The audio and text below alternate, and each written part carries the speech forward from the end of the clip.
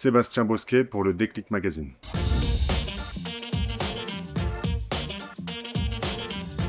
Ah oh, là je vais remonter un peu dans quelques années en arrière. J'ai, à cette époque-là, beaucoup de jeunes découvert le handball par le biais du collège, donc l'UNSS à l'époque.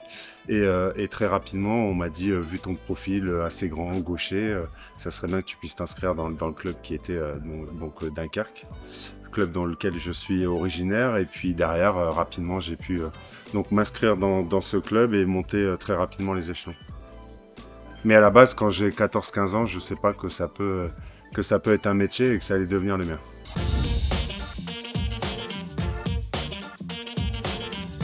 Alors après moi c'est un peu particulier, mon père faisait beaucoup de déplacements, tout ça, donc voilà, je vais pas dire livrer un peu à moi-même, mais à cette époque-là, le plus important pour les parents, c'était qu'on puisse faire du sport.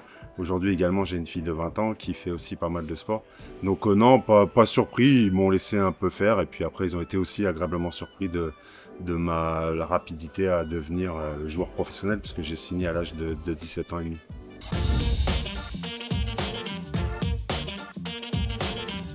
Il y a deux trucs qui me marquent, qui m'ont marqué, pardon. Mon premier trophée avec mon club formateur, donc l'USDK, qui était la Coupe de France en 2011. Pourquoi? Parce que c'est le premier titre du club, et aussi parce que malheureusement, 6 mois plus tôt, le président emblématique Nicolas Bernard est décédé. Donc voilà, il n'a pas pu. C'est un souvenir partagé parce que c'est l'un des plus beaux de ma carrière, mais aussi l'un des plus tristes parce que je pense à lui. Et puis derrière, c'est d'actualité, c'est que j'ai gagné pas mal de choses dans ma carrière professionnelle, mais j'ai pas participé aux Jeux Olympiques. Donc ça restera malgré tout un petit déchirement, et que je revis actuellement parce que c'est d'actualité, et voilà, et je pense que ça sera gravé à tout jamais, malheureusement, dans ma carrière de sportif.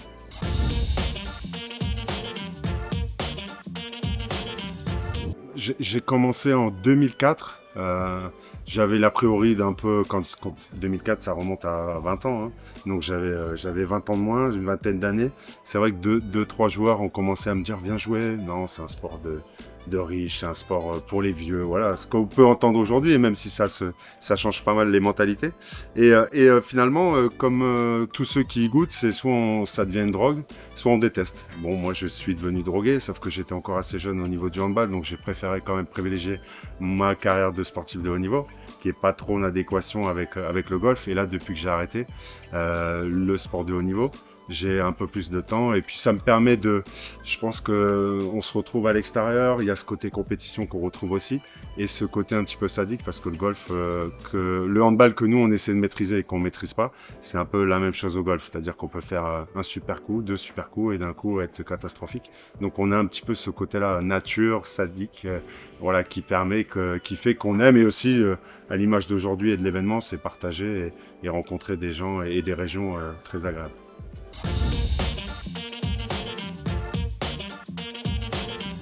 Alors, comme je disais tout à l'heure, moi j'ai un parcours assez atypique, hein. À 17 ans, j'ai été déscolarisé, j'ai eu un emploi jeune, j'ai signé professionnel. À 36 ans, j'ai arrêté ma carrière professionnelle, enfin de joueur pro.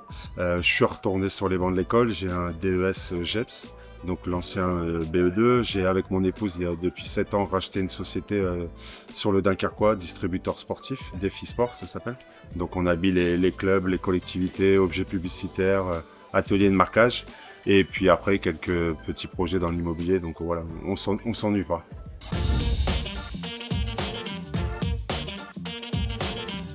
Je peux me permettre d'en dire 3.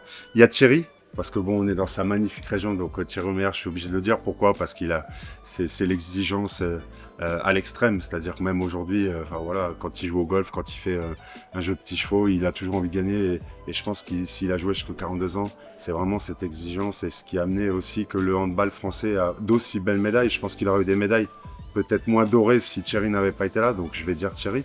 Il y a aussi Nicolas, qui est encore aussi d'actualité, 40 ans, je ne sais pas combien de titres. Et aussi mon autre petit coup de cœur, c'est Daniel Narcisse, qui lui était vraiment, pour moi, la beauté incarnée de ce jeu, c'est qu'il forçait pas, des fois limite un peu entre guillemets fainéant quelque part, mais finalement tellement beau joueur. Donc ouais, je dirais ces trois mecs-là qui ont vraiment pour moi impressionné et révolutionné mon sport.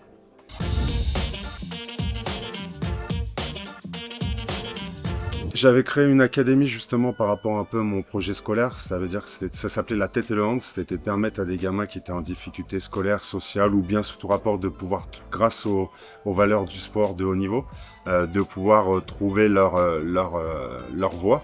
Malheureusement, le Covid est passé par là. Donc ça, c'est quelque chose qui me reste dans un coin de ma tête. Et là, c'est vrai que depuis un mois et demi, je rends service au club de Reims Champagne Handball qui évolue en N1 où ma fille, accessoirement, est une joueuse et je rends aussi service à l'équipe.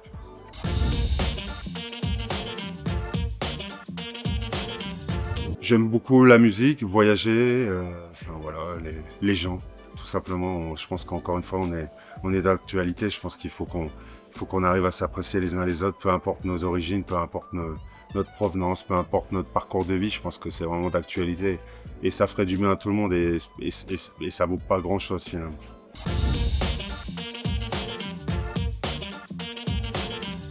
Le premier, c'est vraiment de s'amuser, même si voilà, enfin, le monde pro, peu importe le domaine, demande de l'exigence.